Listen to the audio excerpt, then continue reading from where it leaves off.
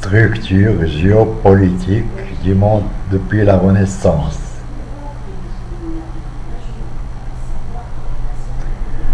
Beaucoup de tiers-mondistes ignorent la véritable cause de leur mal et croient que la problématique du développement est une question d'idées et de stratégie.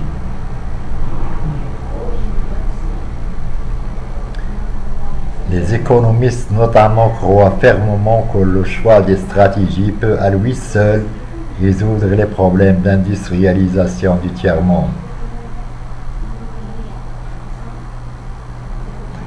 Sans penser à aucun moment à la maturité du facteur humain.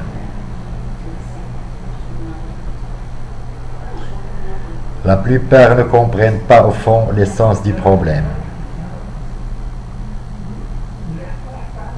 Ils doivent en fait recevoir une initiation en cours de biologie sur la théorie darwinienne de l'évolution.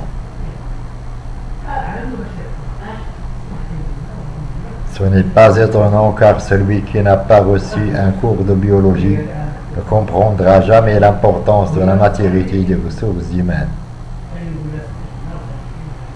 C'est là tout simplement une compréhension de la théorie darwinienne.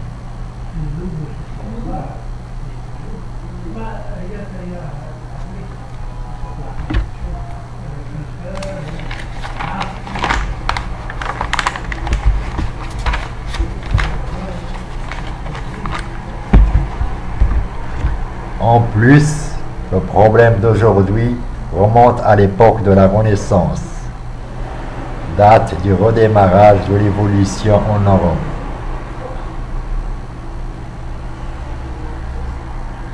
Et que le problème ne changera pas d'ici le lendemain.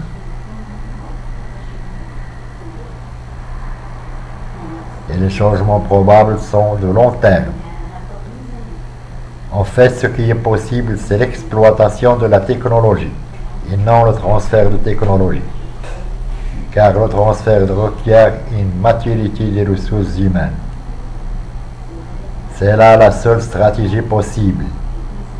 L'exploitation de la technologie et non le transfert de technologie. Exemple du tracteur. La fabrication du tracteur, non, ce n'est pas possible. Mais son exploitation dans l'agriculture, oui. Ce qui se dit du tracteur se dit de l'ordinateur ou de la voiture ou tout autre engin. C'est ce que font la plupart des pays du tiers-monde dans leur effort d'industrialisation. Rendre les pays développés comme locomotives.